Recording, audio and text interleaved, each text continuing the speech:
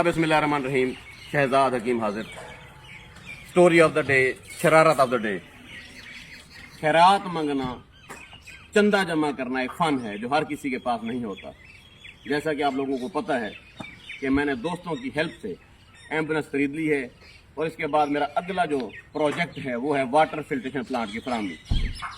तो मैंने ये सोचा है कि मैं वाटर फिल्ट्रेशन प्लांट की फराहमी के लिए वाटर फिल्ट्रेशन प्लांट अपने गांव में लगवाने के लिए आज चंदा जमा करूंगा और आज से मैं शुरुआत कर रहा हूं।